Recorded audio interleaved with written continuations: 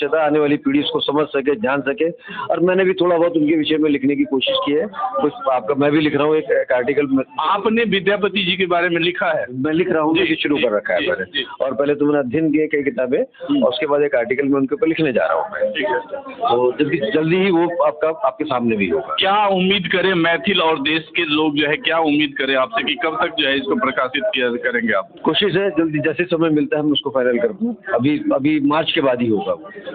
संजीव जी, मिथिला मैथिली के कार्यक्रम में जो है आपका जो है बढ़ चढ़ करके योगदान, आप जो है मतलब कि अगर कहें तो हर तरह से आपका योगदान रहता है, तन मन और धन की बात करें तो आप सरकार में है तो धन में तो मतलब कि धन तो सरकार का रहेगा। मैं तो मन से काम करता हूँ, तन और मन ही लगा सकता हूँ। धन सरकार का है। हमारे जैसे भी हमें निर्देश मिलता है और सरकार की तरफ से निर्देश होता है कि मैथिली और भोजपुरी भाषा के लिए जो भी आप अधिक से अधिक काम कर सकें वो अच्छा रहेगा और समाज को जोड़ कर रखें। और उद्देश्य सिर्फ यही है कि मैथिली अकेडमी से अधिक पत्रकार, साहित्यकार, मैथिली सेवी और कुछ आपका रंगकर्मी जुड़े हैं। ये एक महत्व उद्देश्य है। निरंतर हमने अपने इंस्टीट्यूट को काफ़ी बढ़ा दिया है। जब 2010 में मैंने आया था तब बहुत सीमित लोग थे। आज हमारे पास बहुत बड़ी संख्या है पत्रकारों की, साहित्यकारों की, पत्रकारों की और आपका कलाकारों की। साथ ही अभी पीछे हमने आपका लगभग 27-28 ग्रंथों पे शोध करवाया है मैथिली और भोजपुरी भाषा के ऊपर। जो अभी कंप्लीट हुआ वो 28 किताबें भी जल्दी ही आपका समाज के सामने आने वाली है मैथिली और भोजपुरी। और ये जो लाइब्रेरी में जो आप पुस्तकालय में जो किताबें जो रख रहे हैं, क्या ये आम जनमानस के लिए? बिल्कुल जनमानस आए और निःशुल्क आए। हम कोई चार्ज नहीं रखा लाइब्रेरी का भी। वहाँ आए, पढ़े और अपनी आवश्यकता की चीज़ें अगर उनको लगता है वहाँ से कोई। आजकल जैसे काफ़ी सारे पुस्तकालयों में ये भी सुविधा है कि अगर आप चाहें तो वहाँ पे ID कार्ड या कुछ ऐसा चीज जमा करवा करके आप अपने घर पे लेके जाइए और पढ़ करके फिर वापस आइए। वही है हमारा भी कि अगर कोई हमारी मेंबरशिप लेना चाहता है तो हम 500 रुपये में उसको मेंबरशिप देंगे, अपनी ID जमा कराए और वो 15 दिन 1 महीने के लिए किताब अपने घर ले जाके आपका जो भी उसमें सामग्री लेनी है वो ले लेके पढ़ के हमको वापसी करें।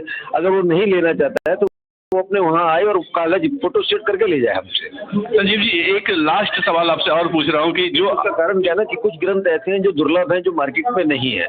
अगर वो अपने साथ ले गए और वापसी नहीं दिया तो वो हमारे हम उसको फिर कहाँ आने वाले लोगों को कहाँ से देंगे। तो उन ग्रंथों की कोशिश करेंगे वहाँ अपने पास से फोटो स्टेट करा दे या मार्केट से जाके फोटो स्टेट करके हमको वापसी कर दे। जैसे आपने किताब जो है हर जगह से लेकर के पुस्तक लेकर के आए, वहाँ पे रखे, आपके मन में कैसे जो है जागृत हुआ कि मुझे भी विद्यापति जी के बारे में जो आर्टिकल लिखना चाहिए या पुस्तक? मैं इतने साल से एकेडमी में हूँ और विद्यापति जी के बारे में लगातार सुन रहा हूँ। और जब स्कूल में तो विद्यापति के दोहे हमारे भी बीते हैं। ऐसा नहीं थी कि मैथिली में, हिंदी में भी थे। मैं भी तब उस समय मैं भी पढ़ा करता था। और पीछे मैं एक बार बिहार की यात्रा पे गया था तो विद्यापति जी के निवास भी गया मैं, आज विश्व भी होकर आया मैं, मंडल आपका मिश्र जी के वहाँ भी गया।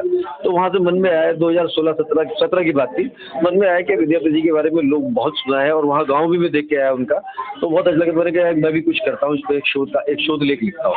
तो उसी के कारण एक मन में भाव पैदा हुआ कि मैं एक शोध कार्य करूं और एक लेख उनके सामने मैथिली ना होते हुए एक मैथिली समाज के शोध रखो, एक मन में भाव है।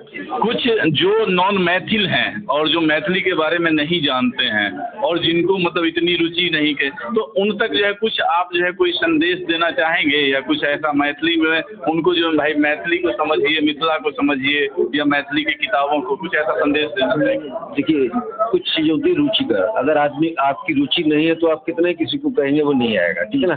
मेरी रुचि थी, मैंने उस तरफ बढ़ना शुरू किया। एकेडमी में नहीं आया था, उससे पहले भी रुचि थी क्योंकि साहित्य का छात्र रहा हूँ, साहित्यकार रहा हूँ, तो इसलिए रुचि साहित्य में रहती है, लगातार अध्ययन करता हूँ। तो मेरे मन में था मैं कोशिश करूँगा कि कुछ लोगों और भी जोड़ सके। मगर जितनी मधुर भाषा मैथिली है, बोलने में, समझने में इतनी दिक्कत नहीं आती। लोगों को लगता है मैथिली बहुत मुश्किल भाषा नहीं है। मैं जब से जुड़ा हूँ मेरे को शुरू में जरूर दिक्कत आई, मगर अब मुझे लगता है कि कितनी मधुर भाषा है, बात करने में कितना मिठास है। तो मैं भी कुछ। अच्छा, अगर भाषा की बात करें तो आप भी कुछ भाषा जो है सीख चुके हैं? नहीं, मैं मैथिली और भोजपुरी दोनों समझ लेता हूँ, सुन लेता हूँ, महसूस करता हूँ, मगर मैं अभी उसको अगर संजीव सक्सेना जी 2 लाइन में अगर कुछ मैथिली बोलना चाहें तो? मैं कुछ बोल नहीं पाऊंगा क्योंकि मैं बस अब आपको समझ लेता हूँ, पढ़ लेता हूँ, मगर बोलने क्योंकि प्रैक्टिस। चलिए, पहला वर्ड मैं आपको बताता हूँ। आप किसी से पूछते हैं कि आप कैसे हैं तो इसको आहा कहन छी, मैं वो तो मत लेता तो मैं जानता हूँ। हाँ, तो सामने वाला क्या कहेंगे? ठीक है।